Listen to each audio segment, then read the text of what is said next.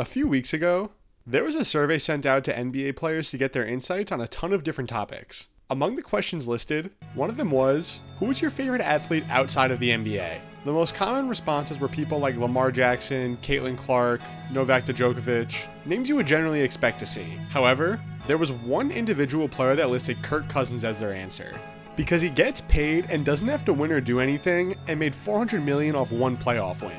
The answers were anonymous, so we don't know for certain who said this, but if I had to guess, I would say it was Tobias Harris. Over the course of his 12-season career thus far, he's made over $200 million in earnings and has never made an All-Star, All-NBA, or All-Defensive team. On top of that, he could be due for another big payday this summer. Today, I'll be recapping the crazy career path of Tobias Harris, explain how he was able to get the big contracts he's gotten, and try to put his legacy into perspective when it's all said and done.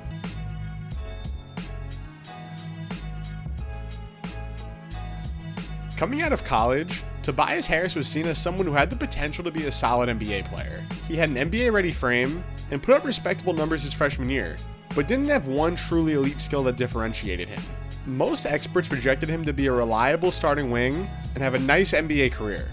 In the 2011 draft, Harris was selected with the 19th pick by the Bobcats, but was a part of a draft day trade that sent him to the Milwaukee Bucks. With there already being a number of veteran forwards on the roster at the time, Tobias just wasn't able to crack the rotation his rookie year, getting only 11 minutes of playing time per game. It was more of the same in his sophomore season, as he was averaging just 5 points a night in his limited minutes. Realizing that there wasn't room for him on the roster, Milwaukee traded him to the Orlando Magic for JJ Redick. This would be the first of many times that a team seemingly gave up on him way too early, as he could have been an integral piece to the Bucks' core for the future. But nonetheless, this move right here truly marked the beginning of his career. On a rebuilding Orlando team, Tobias Harris was finally given a chance at getting some consistent minutes, and he instantly delivered. His numbers spiked across the board, putting up 17 points and 8 rebounds a game after the trade. In just his second season, it looked like Orlando may have fleeced the Bucks and found a franchise cornerstone. After a couple of seasons with the rebuilding Magic, Tobias is ready to commit long-term to the team and inked a 4-year, $64 million deal with Orlando. With other young players like Victor Oladipo, Aaron Gordon, and Nikola Vucevic, the Magic were surely moving in the right direction and were maybe ready to break through and get into the playoffs. But again, the front office moved on from Harris far too quickly. Seemingly overnight, the Orlando front office decided they wanted to abandon their youth movement and create cap space to hopefully make a splash in the free agent market during the 2016 offseason. With that in mind, they traded away Tobias Harris to the Pistons just 49 games into his new 4-year deal. Harris found himself on one of the only Detroit teams of the last 15 years that was competent, and he put up 16 a night on a team that snuck into the playoffs. While they got swept by the Cavs in the first round, it was clear that Tobias was a core part of the team. At just 23 years old, he was once again on a rebuilding team that was trending in the right direction. With the expectation that they would make another step forward in the East, Detroit stalled out in 2017, as they won only 35 games and missed the playoffs. During this tumultuous season, head coach Stan Van Gundy was constantly tinkering with the rotations, often resulting in Harris flip-flopping between a starter and a bench role. Despite the chaos, Tobias remained extremely professional and didn't let it affect his play, as he once again put up a steady 16 points per game. It was tough to break out given the circumstances surrounding him, but Harris was still clearly trending in the right direction. After another mediocre start to the 2018 season, Detroit decided to shake things up and move on from Tobias Harris, trading him to the Los Angeles Clippers for Blake Griffin. With the departure of Blake, it was truly the beginning of a new era in Los Angeles, and Tobias ran with the opportunity that he was given. Harris began putting up borderline all-star numbers for the first time in his career, averaging nearly 20 points a game on north of 40% from 3. As a team, LA also surpassed expectations with him on the roster, as they finished the season above 500.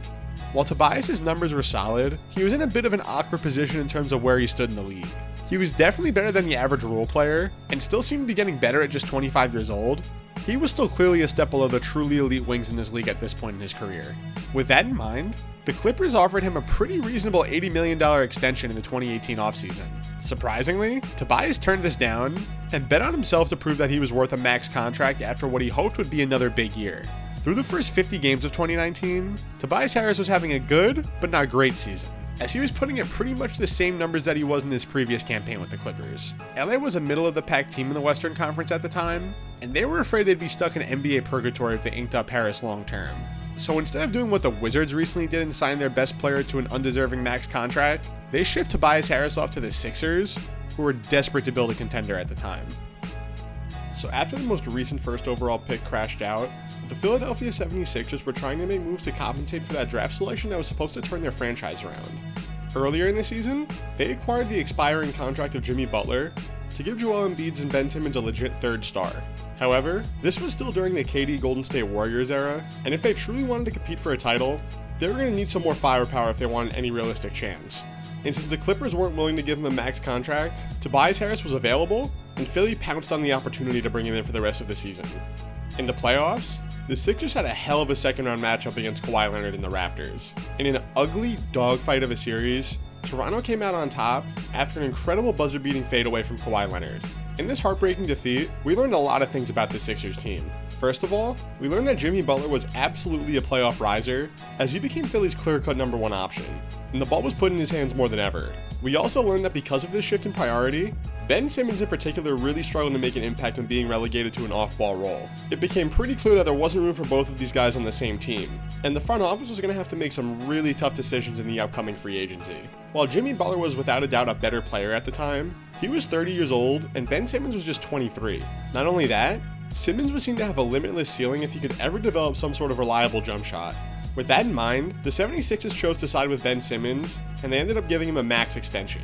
Combine this with the fact that Jimmy had problems with head coach Brett Brown throughout his tenure in Philly, they really didn't give him much of a reason to stay, which led to him signing with the Miami Heat. This gave Tobias Harris all the leverage in the world. After losing Jimmy, Philadelphia would have basically gutted their entire supporting cast for nothing if they let both Butler and Tobias walk in free agency. He didn't play particularly well during his short time with the Sixers, but he was still young and good enough to command a sizable contract from other teams on the market. Continue that with the fact that Harris was remaining pretty cryptic heading into free agency, the pressure was certainly on the Sixers. They caved and offered him a massive $180 million contract to keep him in Philly. This contract was crazy for a number of reasons. For one, other teams were only able to offer him a max of $141 million.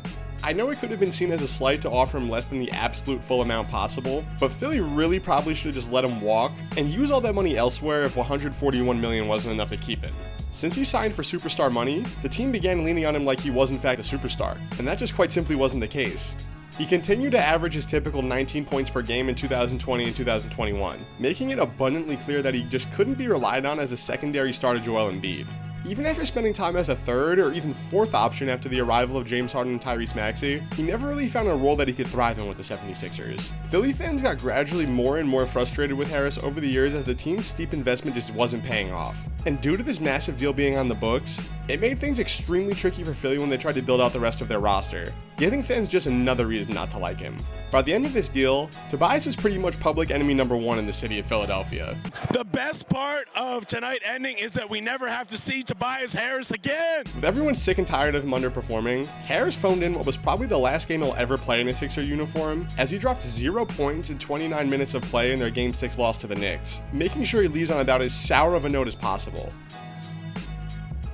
As we look forward to this coming free agency, it's currently unknown where Tobias Harris will end up. It's currently expected that young teams like the Magic, Pistons, and Hornets are going to be heavily interested in his services. At the end of the day, Tobias clearly can still be a valuable asset based off his size and spot-up ability alone. When it comes to how much his next contract will be, I genuinely have no idea. I feel like a lot of the teams he's linked to have a ton of cap space and are itching to add a veteran to the roster. So I really wouldn't be surprised if Tobias once again got an inflated contract this summer, but that's still to be determined. And that's all I have for you guys today. Let me know in the comments where you think Tobias Harris will sign this summer, subscribe for more, and I'll see you guys in the next video.